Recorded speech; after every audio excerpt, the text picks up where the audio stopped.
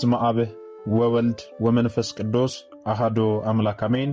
የተወደዳችሁ የልዑል እግዚአብሔር ቤተሰቦች የእናታችን የቅድስት ድንግል ማርያም የአስራት ቃል ኪዳን የበረከት ልጆች የጻድቃን የሰማዕታት ወዳጆች በወደደንና ባፈቀረን በልዑል እግዚአብሔር ፍጹም ሰላም እላችኋለሁ። እንደምን ዋላችሁ? እንደምን ለይሳ ደረሳችሁ? አሜን። እንደ ኃጢአታችንና እንደ በደላችን ብዛት ሳይሆን እንደ ምሕረትና እንደ ቸርነቱ ተመልክቶ እስከ ሰዓት ያደረሰን የአባቶቻችን አምላክ ልዑል እግዚአብሔር ስሙ የተመሰገነ ይሁንልን። እርሱን ጠርተን እርሷን የማንተዋት ንጽሕተ ንጹሐን ቅድስተ ቅዱሳን ቅድስት እናታችን ድንግል ማርያም ዘላለማዊ ስሟ የተመሰገነ ይሁንልን። እንግዲህ እንደ እግዚአብሔር አምላካችን መልካምና በጎ ፍቃድ ዛሬ የምንማማረው ወቅቱ የሱባኤ ወቅት እንደመሆኑ መጠን ብዙ ሰዎች ከሱባኤ ጋር ተያይዞ የሚያነሱት ጥያቄ አለ። ሱባኤ በቤታችን መግባት እንችላለን ወይ? ሱባኤ ማለት ምን ማለት ነው? አንድ ሰው ሱባኤ የሚገባው ስለምንድን ነው እያሉ ይጠይቃሉና ዛሬ ስለ ሱባኤ ምንነት አጠር አድርገን እንማማራለን ማለት ነው። እንግዲህ የሚያስተምረን እግዚአብሔር ነው፣ የሚመክረን እግዚአብሔር ነው፣ የሚገስጸን እግዚአብሔር ነው። እርሱ በመካከላችን ተገኝቶ የጎደለውን አሟልቶ የተጣመመውን አቃንቶ በአፈ መላእክት አርሞ ያስተምረን፣ ይመክረን፣ ይገስጸን ዘንድ የእርሱ መልካምና በጎ ፍቃዱ ይሁንልን። የእናታችን የንጽሕተ ንጹሐን የቅድስተ ቅዱሳን የቅድስት እናታችን የድንግል ማርያም ምልጃ ተራዳይነቷ በረከቷ ሁሉ በሁላችን ላይ ይደርብን። እንግዲህ ወደ ዛሬ ትምህርታችን ስንገባ ታዲያ ሱባኤ ማለት ምን ማለት ነው የሚለውን ስንመለከት ሱባኤ የሚለው ቃል የግዕዝ ቃል ሲሆን ትርጉሙ 7 ማለት ነው። አንድ ሱባኤ 7 ቀን ነው። ሁለት ሱባኤ ደግሞ 14 ቀን እያለ በ7 ቁጥር እየተባዛ ይቀጥላል። ሱባኤ ማለት አንድ ሰው ከዚህ ቀን እስከዚህ ቀን ድረስ በጸሎትና በጾም ከፈጣሪ ጋር እገናኛለሁ ብሎ የሚያቅደው መንፈሳዊ ዕቅድ ነው።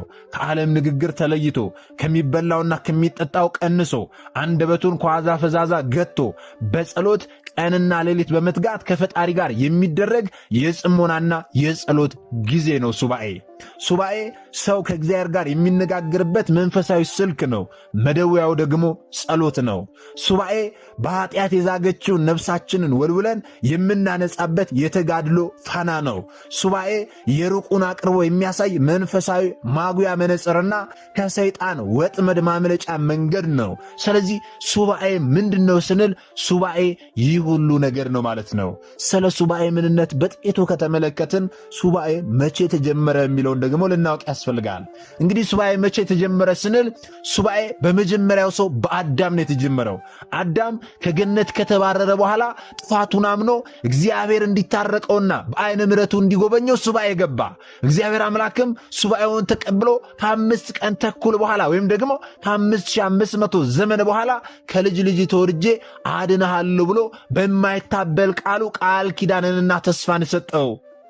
የአዳም ሱባኤው ጾሙ ጸሎቱ ተቀባይነት አግኝቶ እግዚአብሔር አምላክ ከ5500 ዘመን በኋላ ከልጅ ልጁ ተወልዶ አድኖታል ማለት ነው።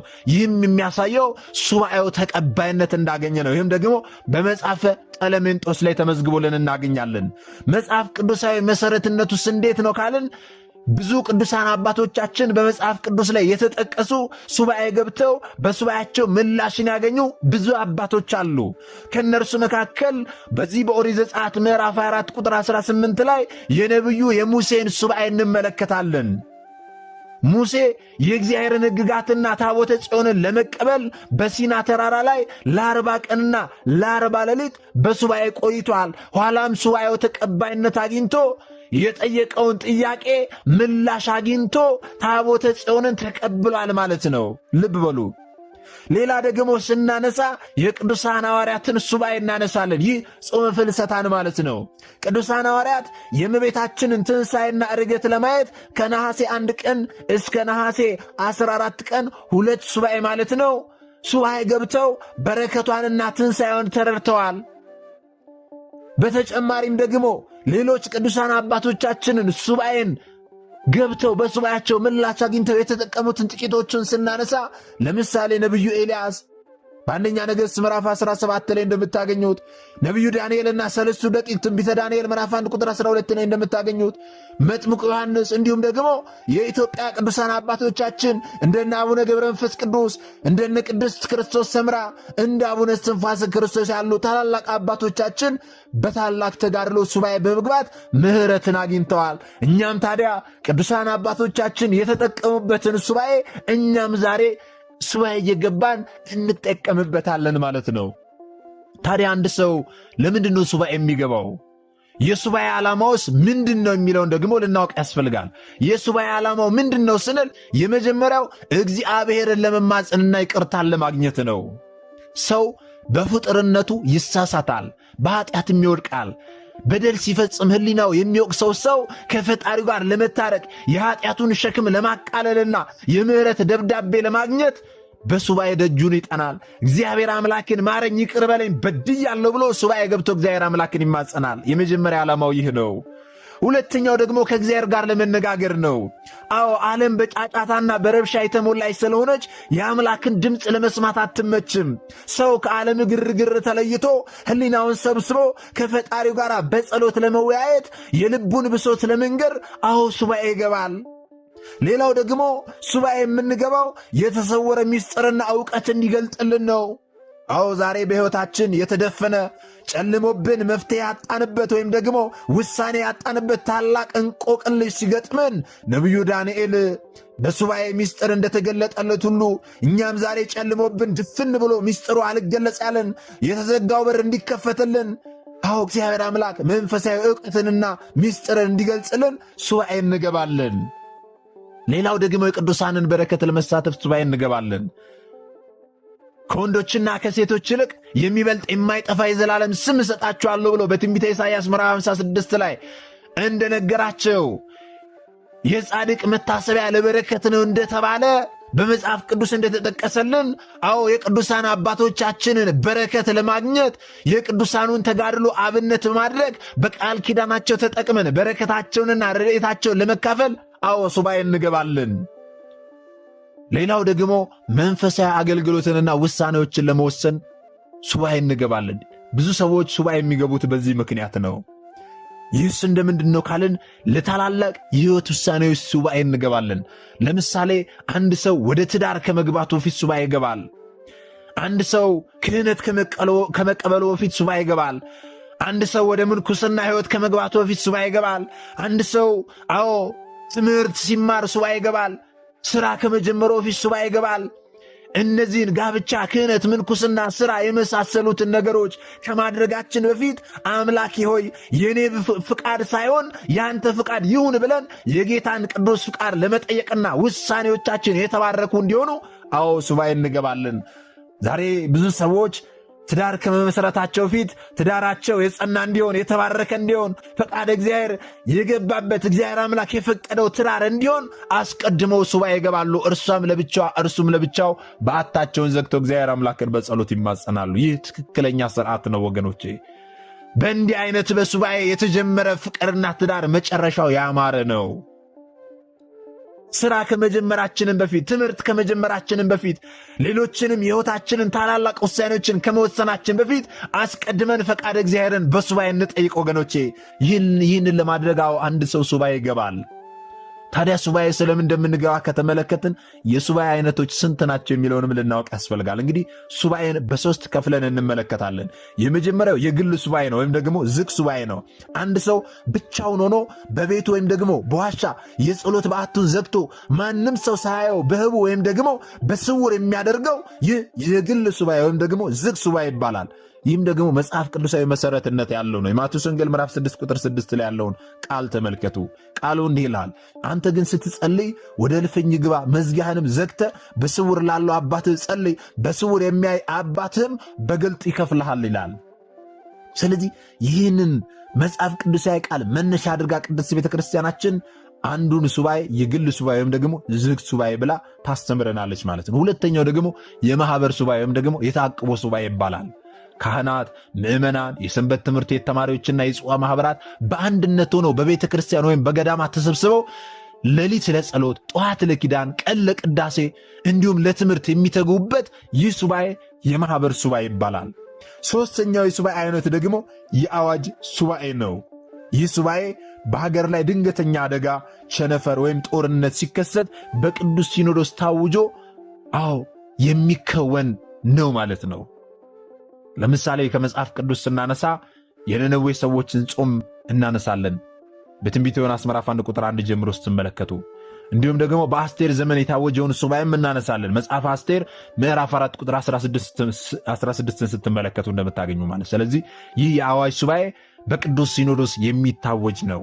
በሀገር ላይ ድንገተኛ አደጋ፣ ቸነፈር፣ ጦርነት የመሳሰሉ ሲከሰቱ ማለት ነው። ስለዚህ እነዚህ 3 አይነት የሱባኤ አይነቶች አሉ።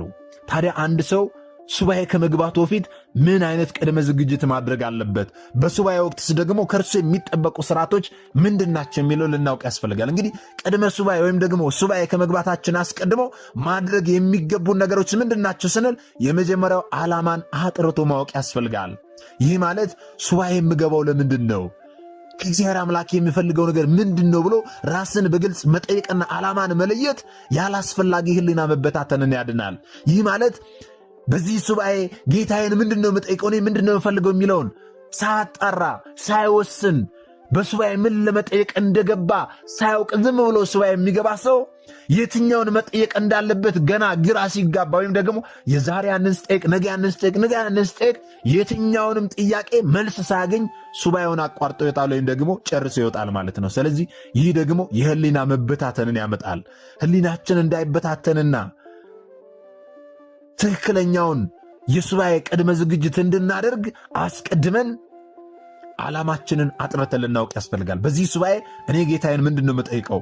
እመቤቴ ቅድስት ድንግል ማርያም በዚህ በሱባኤ የትኛውን የሕይወቴን ቋጠሮ እንድትፈታልኝ ነው የምፈልገው ብለን ለይተን አውቀን ሊሆን ይገባል፣ ሱባኤ ከመግባታችን በፊት ማለት ነው። ምክንያቱም የሰው ሐሳብና ምኞት ተዘርዝሮ አያልቅም። ከኛ ሐሳብና ምኞታችን ተዘርዝሮ ከማያልቀው መካከል የትኛውን ነው አሁን የምጠይቀው፣ የትኛው ነው አሁን ለእኔ አስፈላጊ ነገር የሚለውን ለይተን ሊሆን ያስፈልጋል ማለት ነው አስቀድመን። ሁለተኛው ደግሞ ከሱባኤ በፊት ሱባኤ ከመግባታችን በፊት ምን ማድረግ አለብን ስንል የንስሐ አባት ቡራኬና ፈቃድ ማግኘት መቻል አለብን። ይህንን በደንብ አስተውሉ። ያለ ንስሐ አባት ፈቃድ የሚገባ ሱባኤ ለሰይጣን ፈተና አሳልፎ ይሰጣል። ይህ ማለት ምን ማለት ነው? የመልካም ነገር ሁሉ ተቃራኒ የሆነው ሰይጣን ዲያብሎስ እኛ በጸሎት ስንበረታ፣ እኛ ሱባኤ ስንገባ እኛን ከሱባኤ ለማስወጣት እንድናቋርጥ ለማድረግ ከጸሎታችን ለማስተጓጎል በልዩ ልዩ ፈተና ወደኛ ይመጣል። ያን ጊዜ ግን ምክረ ካህን ከሌለ የንስሐ አባታችንን አማክረን ካልገባን የንስሐ አባታችንን በጸሎት የማያግዙን ከሆነ በፈተና እንወድቃለን። ሰይጣን ዲያብሎስ እኛን ለመፈተን ከሚጠቀምባቸው ከሱባኤ እንድንወጣ ለማድረግ ከሚጠቀምባቸው መንገዶች መካከል አንዱ ለምሳሌ ስናነሳ ሴት እህቶቻችን ጊዜውን ያልጠበቀ ወቅቱን ያልጠበቀ የወር አበባ እንዲከሰት ያደርጋል። ወንዶችንም ደግሞ በሕልመ ሌሊት ወይም ደግሞ በዝንየት ይመታቸዋል። ያን ጊዜ እኔ ረክሻለሁ፣ በቃ ስለዚህ ሱባኤን አቋርጬ መውጣት አለብኝ ብለን አቋርጠን እንድንወጣ ያደርገናል ማለት ነው። ነገር ግን አስቀድመን ካህናት አባቶችን አማክረን ከሆነ የገባ ነው እንደዚህ አይነት ፈተናዎች እንደሚያጋጥሙን ነግረውን መፍትሄውንም ጭምር ነግረውን ስለሆነ ወደ ሱባኤ የምንገባው የትኛውም አይነት ፈተና ቢመጣብን እነዛን ፈተናዎች እንዴት ማለፍ እንዳለብን ስለሚመክሩን በጸሎታቸውም ስለሚያግዙን በርትተን ሱባኤያችንን ጨርሰን ሰይጣን ዲያብሎስንም ድል ነስተን ነው የምንወጣው። አለበለዚያ ግን ንስሐ አባትን ካላማከርንና የተለያዩ የሰይጣን ዲያብሎስ ፈተናዎች ወደኛ ሲመጡ በቀላሉ ተስፋ ቆርጠን ሱባኤያችንን እናቋርጣለን ማለት ነው። ስለዚህ ሱባኤ ከመግባታችን አስቀድሞ ምክረ ካህን የንስሐ አባት ማማከር ያስፈልጋል። የንስሐ አባትን አማክሮ ንስሐ ገብቶና ቡራኬ ተቀብሎ መግባት ይገባል ማለት ነው ሱባኤ ከመግባታችን በፊት። ስለዚህ ሌላኛው ደግሞ ምን ያስፈልጋል? ሱባኤ ከመግባታችን በፊት ምን ማድረግ አለብን ስንል አቅምን ማወቅና ቀናትን መወሰድ ያስፈልጋል። የራስን መንፈሳዊና አካላዊ አቅም ግምት ውስጥ በማስገባት ልንጾም ልንጸልይ ያስፈልጋል ማለት ነው። ይህ ምን ማለት ነው ስንል እኔ ስንት ሱባኤ ነው መግባት የምችለው? 1 ሱባኤ ነው? 2 ሱባኤ ነው? 3 ሱባኤ ነው? ይህ ማለት 7 ቀን ነው? 14 ቀን ነው? ከዛ በላይ ነው? የትኛውን ነው የምችለው ብለን ራሳችንን አቅማችን ልናውቅ ያስፈልጋል። በተጨማሪም ደግሞ በሱባኤ ወቅት ላይ አንድ ሰው ከአቅሙ በላይ ዝም ብሎ የመጀመሪያውን ቀን እኔ 100 ሰግዳለሁ ብሎ 100 ሰግዶ ሁለተኛውን ቀን እስትራፖ ሆኖ መስገድ ካቃተው ይህ አቅምን ካለማወቁ የተነሳ በራሱ ችግር ምክንያት ራሱ ላይ ያመጣው ነገር እግዚአብሔር አምላክን እንዲያማረር ያደርገዋል ማለት ነው። ስለዚህ እንዲህ ከመሆን መጀመሪያ አቅማችንን ልናውቅ ያስፈልጋል። የመጾም የመጸለይ የስግደት አቅም የሌለው ሰው ወይም ደግሞ ልምድ የሌለው ሰው ቀስ በቀስ ነው አቅሙን እያዳበረ መሄድ ያለበት። በመጀመሪያው ቀን 100 እሰግዳለሁ ማለት ሳይሆን መጀመሪያ 3 ከሰገደ በሁለተኛው ቀን 5 ከዛ 7 እያለ ራሱን እያዳበረ ነው መሄድ ያለበት። ስለዚህ አቅማችንንና ቀናትን መወሰን መቻል አለብን አስቀድመን ማለት ነው።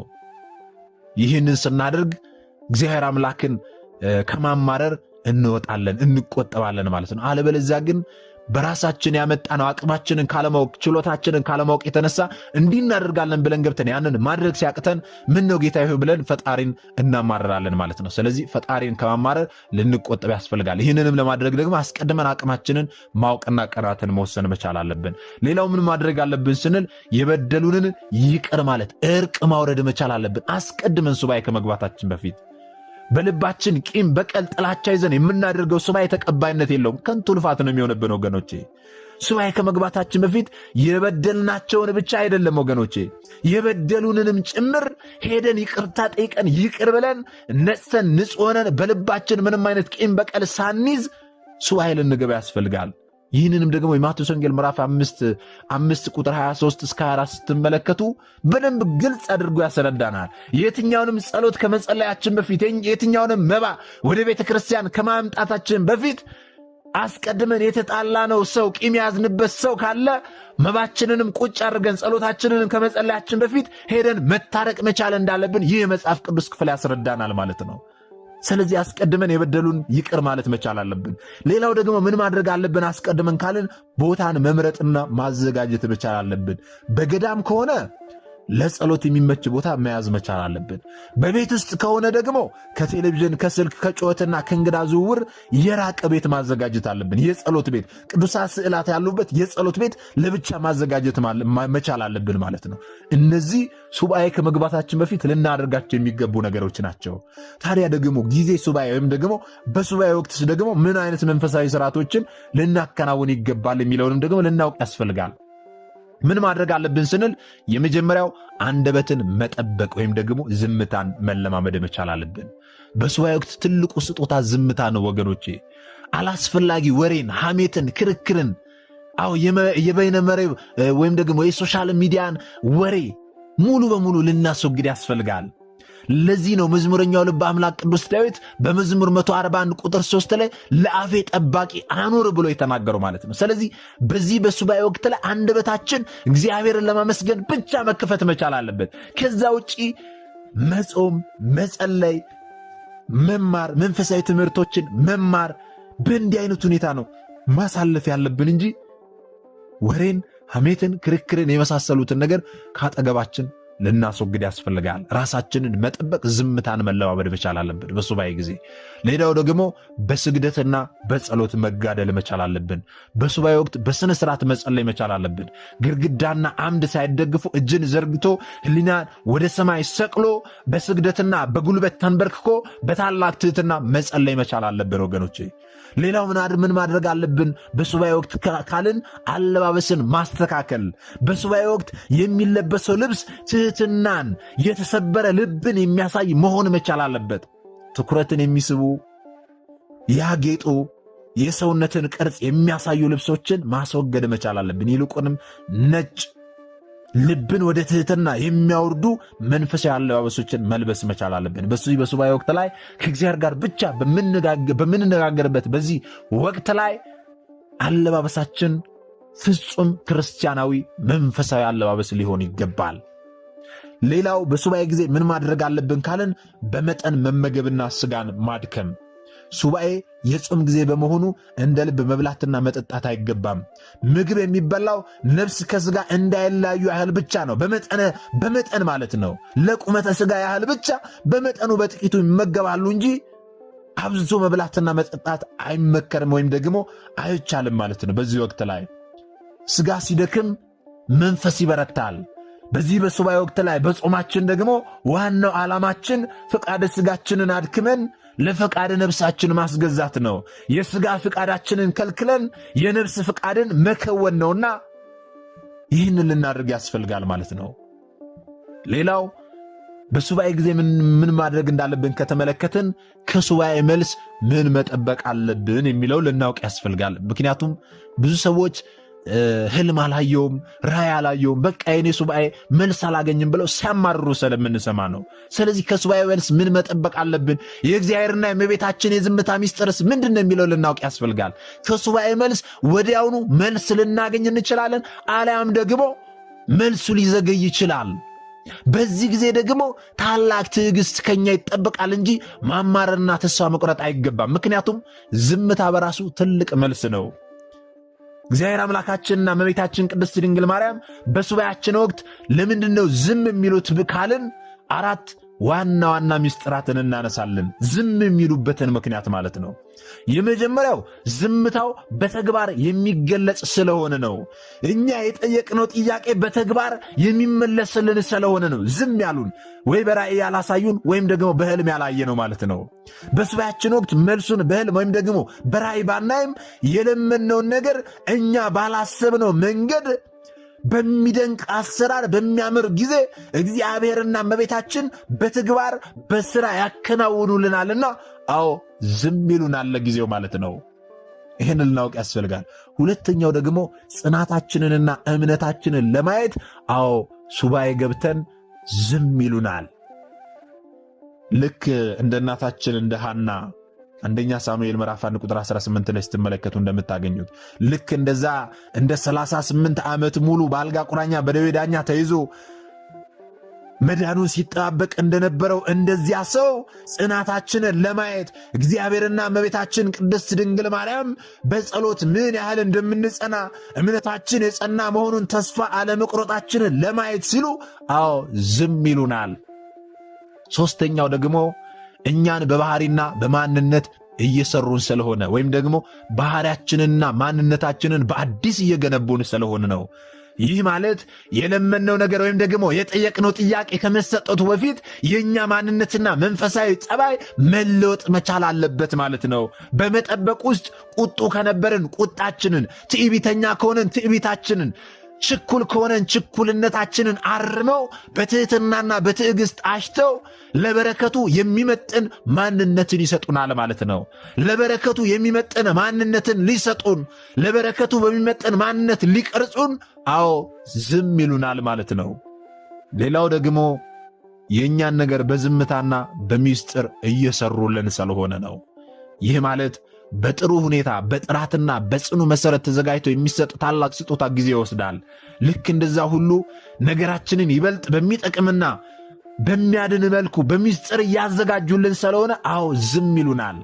ስለዚህ ዛሬ ጸሎት ጸለየን፣ ሱባኤ ገብተን ወዲያው ህልም ካላየን ራእይ ካላየን ጸሎታችን ጾማችን ተቀባይነት ያላገኝ የሚመስለን ሰዎች ቆም ብለን ይህንን አሁን የተማማርነው ልናስተውል ያስፈልጋል። ስለዚህ ከሱባኤ መልስ በኋላ ወይም ደግሞ ከሱባኤ በኋላ ደግሞ እኛ ምን ማድረግ እንዳለብንም ልናውቅ ያስፈልጋል። ከሱባኤ መልስ ምን ማድረግ አለብን ስንል መልስ አገኘንም አላገኘንም እግዚአብሔር አምላካችንንና እመቤታችንን ልናመሰግን ያስፈልጋል። ከሱባኤ መልስ የተጠየቀው ጥያቄ ወዲያውኑ ተመለሰም አልተመለሰም ወይም ደግሞ በሕይወታችን የተቋጠረው እንቆቅልሽ ወዲያውኑ ተፈታም አልተፈታም ሱባኤያችንን በሰላም አስጀምረው በሰላም ስላስፈጸሙን እኛንም በሕይወትና በጤና ጠብቀው በደህና ስላቆዩን እግዚአብሔር አምላክንና እመቤታችን ቅድስት ድንግል ማርያምን በታላቅ ምስጋና ልናመሰግን ይገባል እንጂ ጾሜ ጸሎቴ ጥያቄ አልተመለሰም ብለን ልናማረር አይገባም፣ ከሱባኤ በኋላ ማለት ነው። ምክንያቱም በሕይወት መኖራችንና በደጁ መቆማችን በራሱ ታላቅ የምህረታቸው ውጤት ነውና ማለት ነው። ምክንያቱም የእኛ ኃጢአትና በደል የእኛ ክፋትማ ቢሆን በቤተ ክርስቲያን ደጅ የሚያስቆም አልነበረም። ነገር ግን በምህረታቸውና በቸርነታቸው አዎ በደጁ እንድንቆም ፈቅደውልናልና ልናመሰግን ያስፈልጋል ማለት ነው።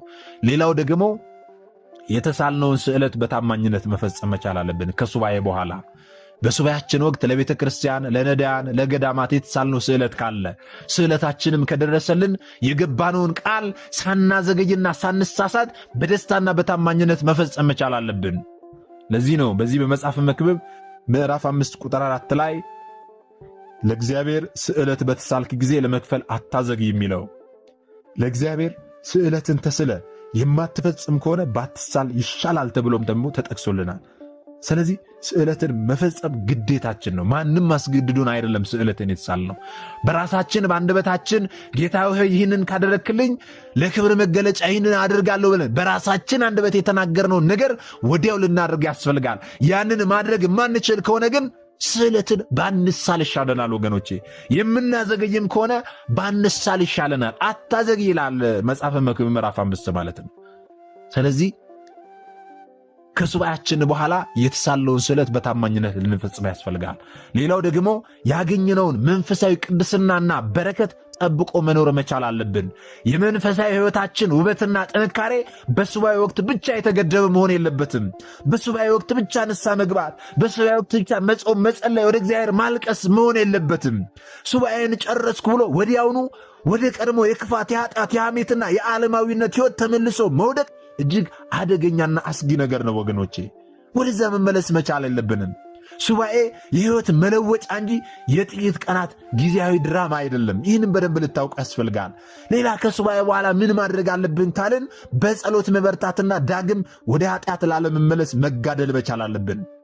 ከሱባኤ ከወጣን በኋላ ሰይጣን ያጣውን መንፈሳዊ ሀብት ለማስመለስ በበለጠ ቁጣ ሊፈትነን ስለሚችል ይህንን አውቀን ይበልጥ በጸሎት በንስሐና በቅዱስ ቁርባን መበርታት መቻል አለብን። በሱባኤ ያገኘነውን የነፍስ ቅድስና ያጸናነውን የሕይወታችንን ነገር ጠብቀን በመኖር በየዕለቱ ከኃጢአት በመራቅ በጽናት ልንኖር በጽናት ልንመላለስ ያስፈልጋል። ይህንን በደንብ ልናውቅ ያስፈልጋል። ታዲያ ይህንን ደግሞ አጠር አድርገን ከተመለከትን ብዙ ሰዎች የሚጠይቁትን ጥያቄ ደግሞ አጠር አድርገን ተመልክተን የዛሬውን ትምህርታችንን እንጨርሳለን። ሱባኤ በቤታችን መግባት እንችላለን ወይንስ ደግሞ በቤተ ክርስቲያን ብቻ ነው የሚያዘው ብለው ብዙ ሰዎች ይጠይቃሉ። እንግዲህ በሥራ፣ በትምህርት፣ በሕመም ወይም ደግሞ በተለያዩ ማኅበራዊ ምክንያቶች ወደ ገዳማትና አድባራት ሄደው መቆየት የማይችሉ ምዕመናን በቤታቸው ሱባኤ መግባት ይችላሉ። ነገር ግን በቤት ውስጥ የሚገባ ሱባኤና በቤተ ክርስቲያን ወይም በገዳማት የሚገባ ሱባኤ ሁለቱም የየራሳቸው የሆነ የተለያየ ስርዓት አላቸው። ይህንን በደንብ ልናውቅ ያስፈልጋል። በመጀመሪያ ደረጃ በቤት ውስጥ ሱባኤ እንዲገቡ ወይም ደግሞ በቤት ውስጥ ሱባኤ የሚገቡ ሰዎች ማሟላት ያለባቸው ስርዓቶች ምንድን ናቸው? በቤት ውስጥ የሚገቡ ሰዎች ስንማን ናቸው ስንል በቤት ውስጥ ሱባኤ የሚገቡ ሰዎች በየዕለቱ ወደ መደበኛ ስራቸውና ትምህርታቸው የሚሄዱ ምዕመናን፣ በሕመም ወይም ደግሞ በዕድሜ ምክንያት ወደ ገዳማትና አድባራት መሄድ የማይችሉ ምዕመናን፣ የሕፃናትና የቤተሰብ ኃላፊነት ያለባቸውና ቤታቸውን ጥለው መሄድ የማይችሉ እናቶችና አባቶች፣ በውጭ ዓለም ያሉና ቤተ ክርስቲያን ማግኘት የማይችሉ ቤተ ክርስቲያን አግኝተውም ደግሞ ከቤት መውጣት የማይችሉ እህቶችና ወንድሞች በቤታቸው ሱባኤ መግባት ይችላሉ ማለት ነው። ይህንም በደንብ ልታውቅ ያስፈልጋል። ጊዜ ኖሮን ወቅት ኖሮን እረፍት ወጥተን ሱባኤ መግባት የምንችል ሰዎች፣ እንደምንም አመቻችተን ሱባኤ መግባት የምንችል ሰዎች ግን በቤተ ክርስቲያን ሄደን ሱባኤያችንን በዚያ ልናደርግ ያስፈልጋል። በገዳማት በአድባራት ልናደርግ ያስፈልጋል። ነገር ግን አሁን የጠቀስናቸውን ግዴታ እነዚህን ማድረግ ያለባቸው ሰዎች ለምሳሌ በውጭ ዓለም ያሉ እህቶች ወንድሞች እንደውም ቤተ ክርስቲያን ማግኘት የማይችሉ አሉ። እነዚህ ሰዎች የግድ ቤተ ክርስቲያን ሄዳችሁ ሱባኤ መግባት አለባቸው፣ አለበለዚያ ቤተ ክርስቲያን በቤት አይቻልም የሚል ስርዓት የላትም ቤተ ክርስቲያናችን። የጸሎት ቤት ለብቻ ሰርተው ለብቻ ቤት አዘጋጅተው ቅዱሳን ስዕላት ያሉበት ቤት አዘጋጅተው ሱባኤያቸውን በቤት ማድረግ ይችላሉ። ቤተ ክርስቲያንም ኖሮ ደግሞ ከቤት ወጥተው ቤተ ክርስቲያን መሄድ የማይችሉ በውጭ ዓለም ያሉ እህቶች ወንድሞች ብዙ ናቸው። እነርሱም ደግሞ በተመሳሳይ መልኩ በቤታቸው ሱባኤ መግባት ይችላሉ እና ቅድም ያልናቸው እንደዚሁ ወደ የአድባራቱ ወደ የገዳማቱ መሄድ የማይችሉ ሰዎች በቤታቸው መግባት ይችላሉ። ነገር ግን በቤት ውስጥ ሱባኤ ሲያዝ መሟላት ያለባቸው ስርዓቶች አሉ። እነዚህ መሟላት ያለባቸው ስርዓቶች ምንድናቸው ስንል የመጀመሪያው የንስሐ አባት ፍቃድና ቡራኬ ያስፈልጋል። በቤት ውስጥም ቢሆን ሱባኤ ከመያዙ በፊት የንስሐ አባትን አማክሮ ማስፈቀድና ቀኖና መቀበል ግዴታ ነው። አስቀድሞ ወደ ሱባኤ ከመግባታችን በፊት የተጣላነው ካለ ታርቀን፣ እንዲሁም ደግሞ ኃጢአታችንን በደላችንን ተናዘን ቀኖና መቀበል መቻል አለብን። ንስሐ መግባት አለብን አስቀድመን ማለት ነው፣ የንስሐ አባታችንን አማክረን። ይህ የመጀመሪያው ነው።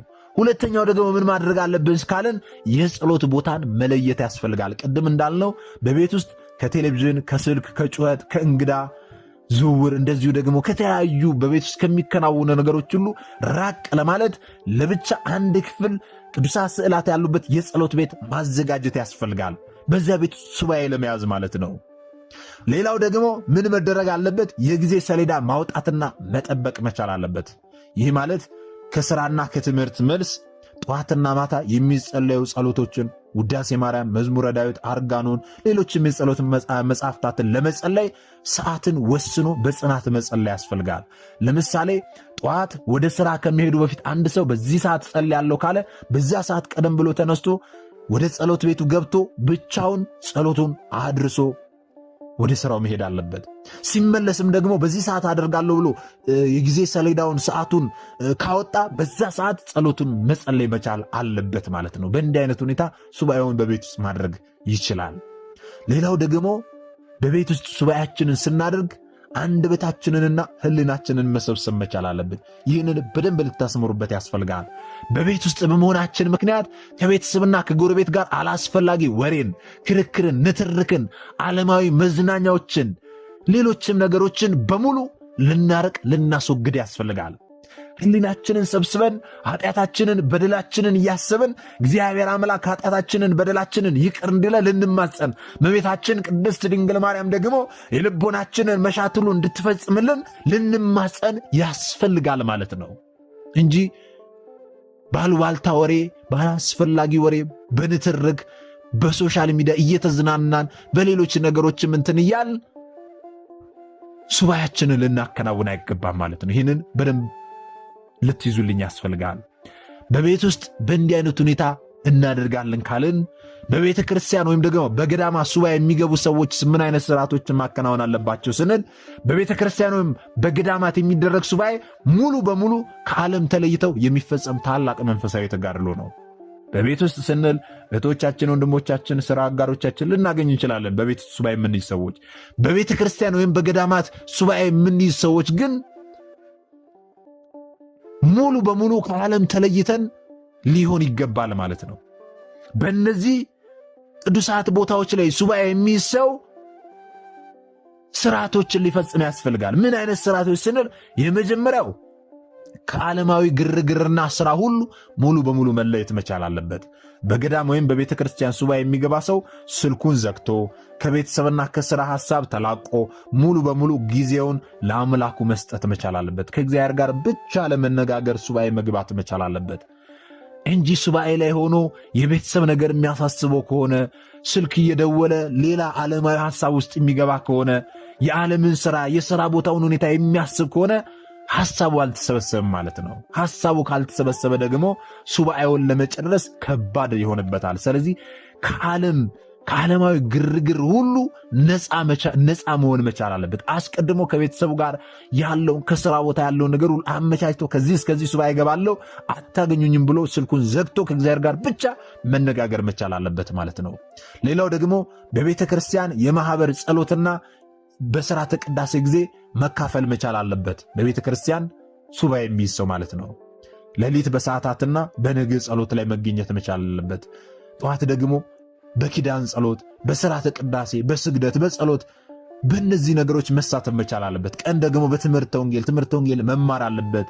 በምስጋና ሰዓታት ማመስገን መቻል አለበት። በጸሎት ሰዓታት መጸለይ መቻል አለበት። ቅዱስ ቁርባን መቁረብ መቻል አለበት። ሱባኤ በቤተ ክርስቲያን የሚገባ ሰው ማለት ነው። ሌላው ደግሞ በታላቅ ትሕትናና በስግደት መጋደል መቻል አለበት። በቤተ ክርስቲያን ወይም በገዳማት ውስጥ የሚደረግ ሱባኤ በታላቅ ስግደት እጅን ወደ ሰማይ ዘርግቶ በመጸለይና ስጋን በጾም በማድከም የሚፈጸም ነውና ይህንን ማድረግ አለበት። ትልቁ ነገር ደግሞ አንደበትን በመጠበቅ ወይም ደግሞ በዝምታ መቆየት መቻል አለበት። በገዳምና በቤተ ክርስቲያን ያሉ ሱባኤ የሚገቡ ሰዎች እርስ በርሳቸው አላስፈላጊ ወሬ እንዳያወሩ አፋቸውን በጥበብና በዝምታ መጠበቅ መቻል ይኖርባቸዋል።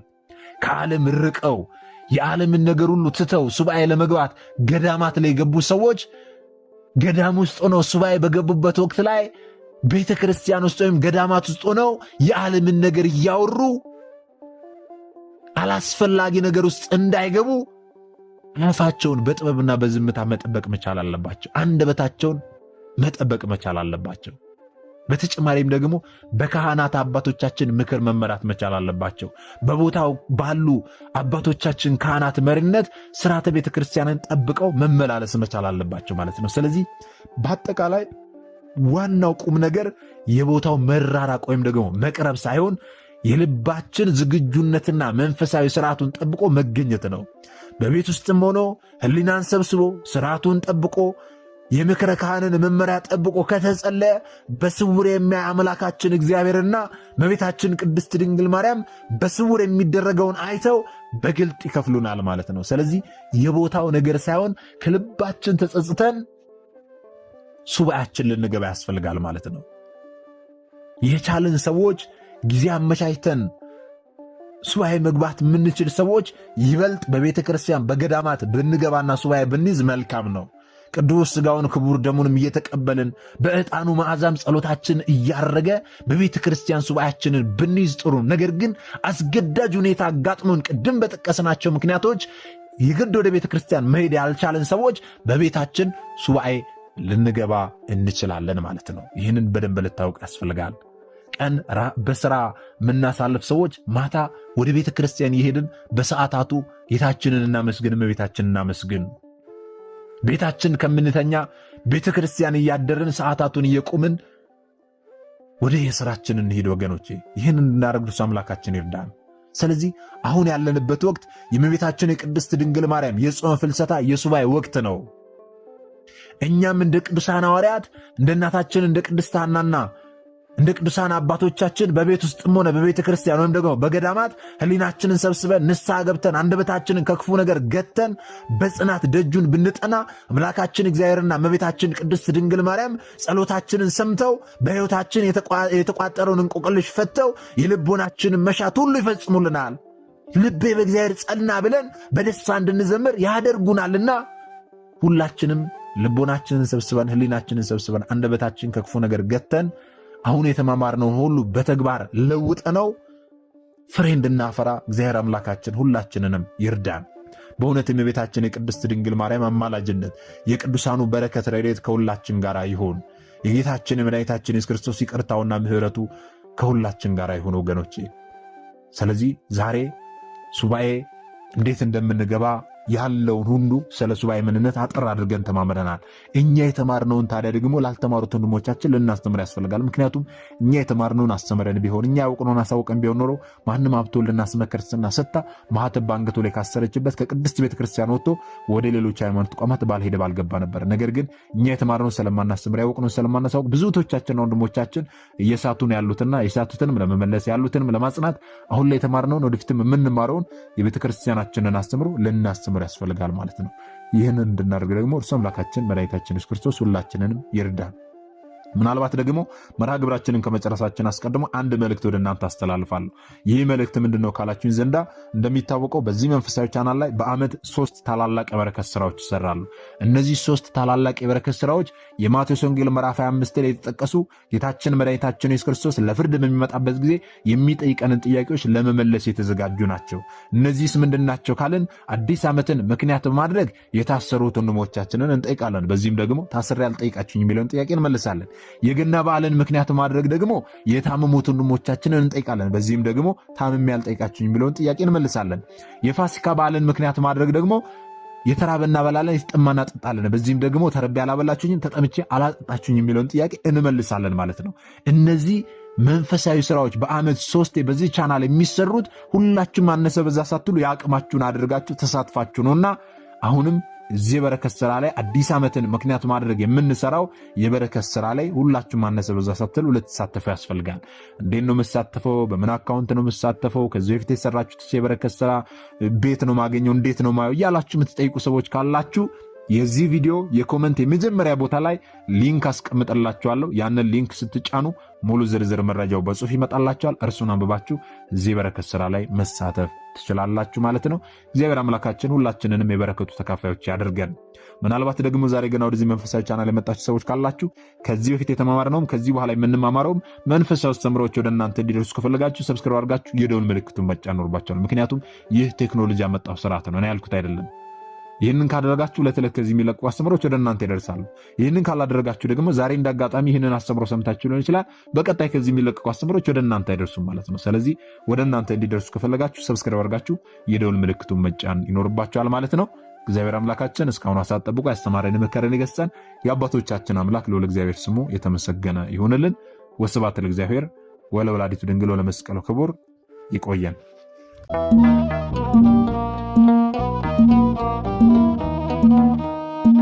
Thank you.